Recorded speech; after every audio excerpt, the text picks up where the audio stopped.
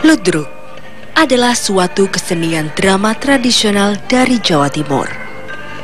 Ludruk merupakan suatu drama tradisional yang diperagakan oleh sebuah grup kesenian yang dipergelarkan di sebuah panggung dengan mengambil cerita tentang kehidupan rakyat sehari-hari, cerita perjuangan, dan sebagainya yang diselingi dengan lawakan dan diiringi dengan gamelan sebagai musik. Jadi memang ludruk itu kesenian yang khas Jawa Timur ya. Jadi kadang Surabayaan, ada Malang, Jombang, tapi sebetulnya sejarah perkembangan keseniannya berawal dari Ngoro Jombang, Pak Kuswo ya, Pak Kuswo itu namanya dulu yang merintis sehingga ludruk itu menjadi sampai sekarang ini. Jadi dulu ya sederhana sekali, jadi mengangkat cerita-cerita kerakyatan, legenda, dan paling besar ya cerita babat. Jadi jarang mengangkat kesejarahan.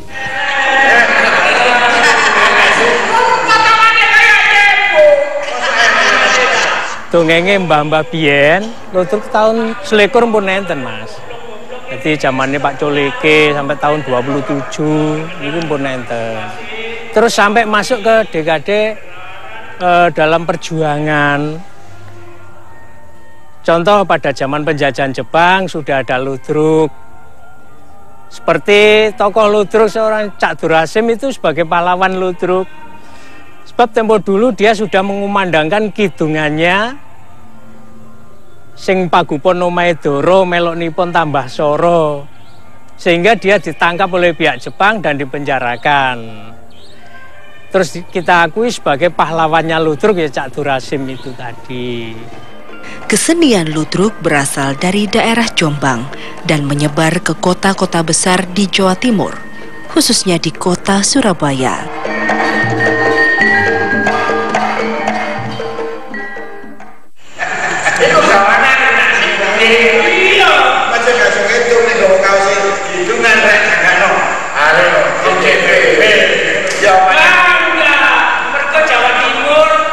Umumnya dan Surabaya khususnya punya stasiun televisi sing jenenge JTV.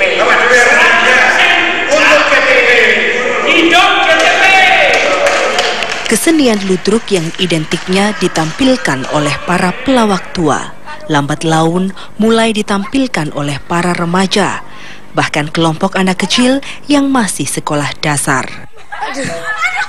Aduh. Kesenian ludruk yang terdiri dari beberapa babak, yaitu pagelaran musik gamelan dengan tembang jula-juli, yang kemudian dilanjutkan dengan pagelaran kesenian tari remo, dan diakhiri dengan pementasan cerita yang dikemas dengan lawakan. Aku berdina dulu, terus? Tapi kira-kira budaya beritakan beras. Moto itu moto cedera itu bijak dari mata berbijak. Mulai zaman Orde Lama dulu, ludruk itu istilahnya sebagai penyambung lidah rakyat. Ludruk bisa mewakili suara-suara rakyat lewat panggung tradisinya, lewat panggung ludruknya. Terus begitu tumbuh dan berkembang sampai masuk zaman Orde Baru. Setelah masuk zaman Orde Baru, sudah ganti lagi. Ludruk menjadi media pemerintah waktu itu. Jadi ludruk tidak boleh menyuarakan, mengumandangkan kritik-kritik yang terlalu tajam di situ. Jadi menjadi media pemerintah aja. Contoh program KB, transmigrasi, perpindahan penduduk dari Jawa keluar Jawa, itu pokoknya program-program pemerintah seperti Kadarkum, keluarga sadar hukum, ya itu saja. Di zaman Orde Baru, ludruk cuma begitu. Jadi nurut aliran berjalannya pemerintahan waktu itu, waktu Orde Baru itu.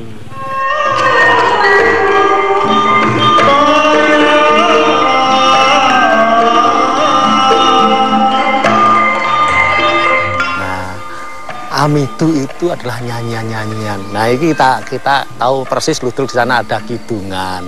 Wah, ada macam parian dan lain-lain yang digunakan. Ini dulu sebenarnya para pangeran digunakan sebagai wahana untuk saling mengkritisi, menghibur. Nah, sehingga apa? Di sana ada kritik-kritik yang sangat tajam, kritik-kritik yang santun, kritik-kritik yang indah. Sehingga yang dikritik itu tidak merasa tersinggung.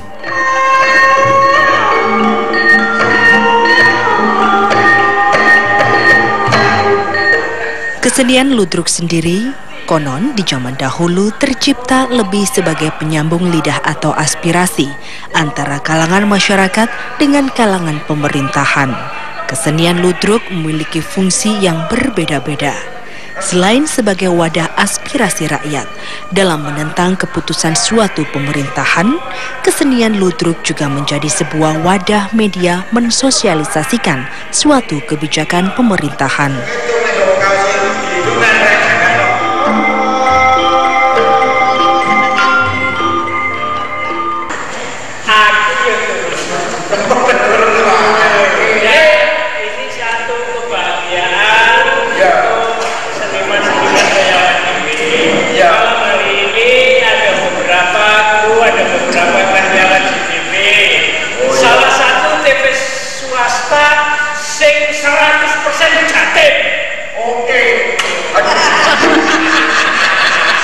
Di zaman sekarang ini, Ludruk menjadi simbol suatu kesenian rakyat yang tak hanya menyuguhkan suatu hiburan yang enak untuk ditonton, namun juga menjadi suatu kesenian yang mengajarkan tentang suatu nilai-nilai kehidupan yang dikemas dalam suatu cerita sketsa tawa.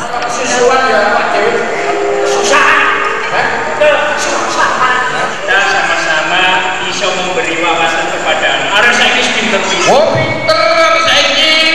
Ya bener Kesenian Ludruk sendiri memiliki suatu bahasa dan tata kostum yang khas dan berbeda dengan kesenian yang lainnya.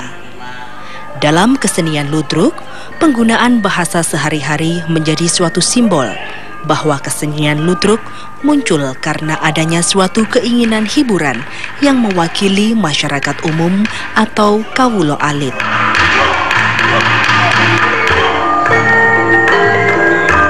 Lalu kalau Ludruk itu kan sosiodrama, jadi drama sosial yang sungguh-sungguh mencerminkan atau representatif dari rakyat biasa.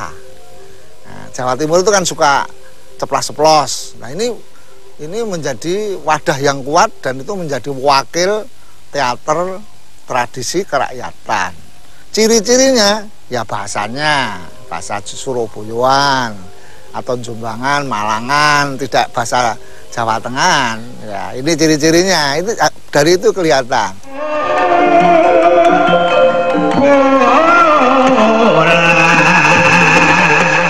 Ludruk lebih bersandar pada perjuangan rakyat, kemudian kisah-kisah natural yang lahir dari apa? Kehidupan sehari-hari. Kehidupan sehari-hari, nyata itu. Jadi ini sangat dekat dengan roh kehidupan sehari-hari Ludruk itu. Itu yang pertama. Kemudian Ludruk itu pasti dari budaya arek. Nggak pernah Ludruk itu menggunakan sampah. Gendengnya khusus jula-juli, yang apa istilahnya kerawitan Brangwetan, Jawa Timuran. Ini ciri budaya arek. Tidak pernah menggunakan gending-gending Mataraman, gending-gending itu jarang sekali.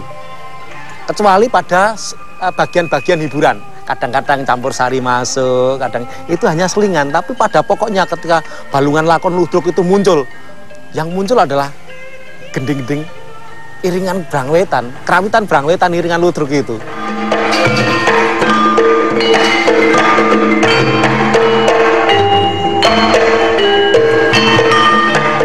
Ciri khasnya mesti ngremo niku mesti Ludruk. Dadi lek ana Ludruk gak ngremo niku sanes Ludruk nggih.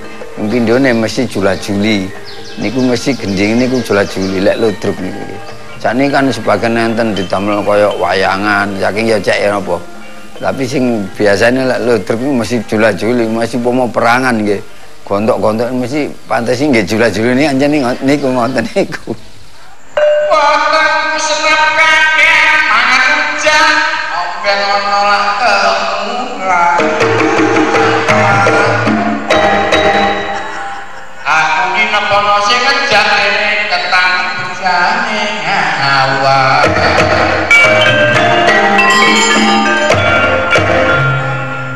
Syukur-syukur kapokmu kakak.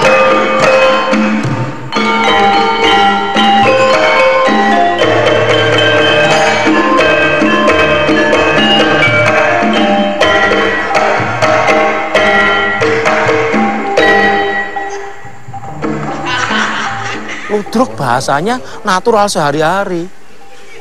Bisa bahasa Indonesia, bisa gayanya macam-macam, lepas. Karakternya lebih beragam karena karakter-karakter tipologi yang diambil dari kehidupan masyarakat. Bisa Paijo, bisa Kang Mat, bisa Cak Dul gitu. Nggak mesti harus pakai ini. Prabu Joyo, Patih namanya Bajul Sengoro misalnya. Nggak ada. Nama-nama seperti yang di dalam legenda itu tidak ada, tapi yang dilegendakan dalam ludruk adalah tokoh-tokoh kerakyatan. Nah, ketoprak tokoh-tokoh istana, tokoh kerajaan semuanya.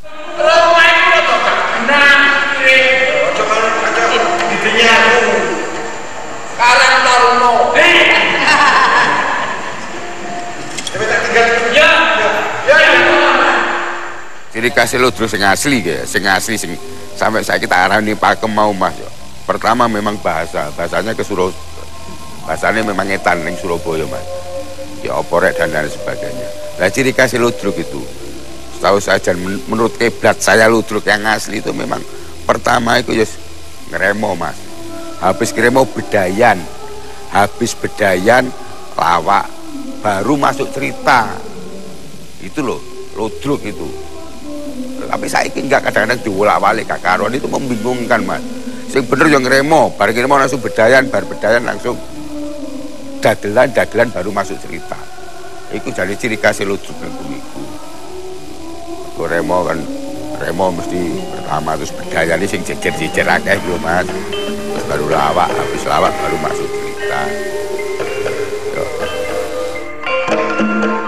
Perbedaan sebuah pertunjukan seni drama tradisional tentunya memiliki keragaman kultur dan budaya masing-masing daerah, di mana pada setiap kesenian ludruk berlangsung, dialog pemain, busana, serta irama gamelan sangatlah berbeda, serta mempunyai ciri yang khas.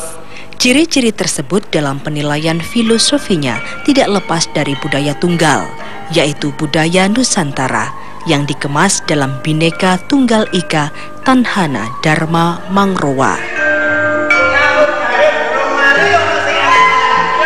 Kesenian ludruk yang selalu mengangkat kejadian-kejadian di masyarakat dikemas dalam bentuk parodi sketsa dan menghasilkan sebuah tontonan serta tuntunan dalam berkehidupan di masyarakat, yang kesemuanya itu syarat akan nilai-nilai budi pekerti luhur.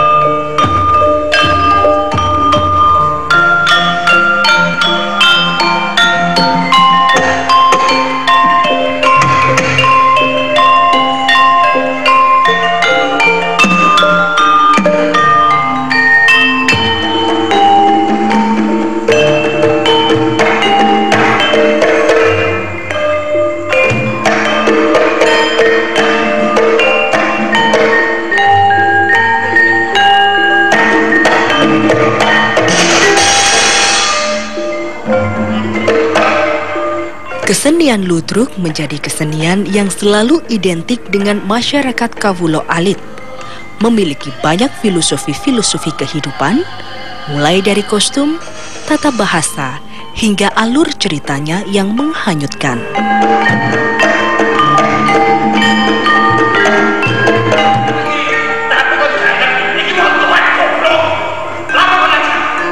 Dari segi penggunaan bahasa, ludruk selalu menggunakan bahasa Jawa Timuran atau Surabayaan. Hal ini terjadi mengingat bahasa Surabayaan lebih terkesan lugas, tegas, dan tidak ada campuran bahasa yang halus, seperti bahasa Kromo Inggil, layaknya bahasa sehari-hari dalam kehidupan keraton. Dari segi penggunaan tata busana atau pakaian, kesenian ludruk selalu menampilkan beraneka ragam jenis pakaian yang ada di masyarakat. Sebagaimana sebuah simbol bahwa masyarakat itu sebuah kumpulan beraneka ragam suku, ras, dan agama yang selalu hidup secara bersama-sama.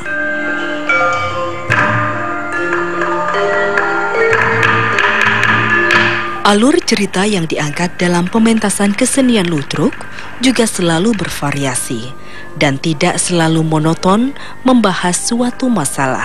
Pengangkatan alur cerita tersebut mencermin suatu masalah atau kejadian yang sedang hangat dibicarakan di mata masyarakat. Cerita yang diparodi banyak bersifat sindiran dan selalu menanamkan pesan-pesan moral yang disampaikan dalam bentuk sebuah canda namun memiliki sebuah makna. Diharapkan dengan setelah melihat kesenian ludruk, seseorang mendapatkan sebuah perenungan atas masalah-masalah yang sedang terjadi di masyarakat. Tengah skala. Apa? Ludruk kenapa sampai sekarang itu disenangi masyarakat? Dia menjadi satu wakil atau contoh atau sarana untuk mengkomunikasikan sebuah amanat penderitaan rakyat kepada para penguasa. Jadi rakyat kecil ini bisa berdialog dengan para penguasa. Filosofisnya bagaimana supaya demokrasi itu betul-betul bisa didengar secara utuh oleh masyarakat, oleh penguasanya. Ini filosofinya ludruk. Dan itu sebagai gambaran bahwa kemerdekaan itu adalah yang dari rakyat. Jadi dari rakyat itu sendiri. Jadi ludruk itu demokratis sekali. Jadi bagaimana ngomongnya, bagaimana cara mengungkapkannya dengan bahasa apa saja, ya. Tentunya kalau belum kenal ludruk kadang-kadang juga tersinggung, ya. Tapi sebetulnya itu ungkapan yang spontan, ya, ungkapan yang jujur. Jadi masyarakat Surabaya pada umumnya atau Jawa Timur ini jujur mengungkapkan. Itu yang menjadi media pembelajaran bagaimana ludruk sampai sekarang bisa eksis, tetap eksis, itu karena sebuah media sosiodrama antara rakyat yang kecil dengan para penguasa, gitu.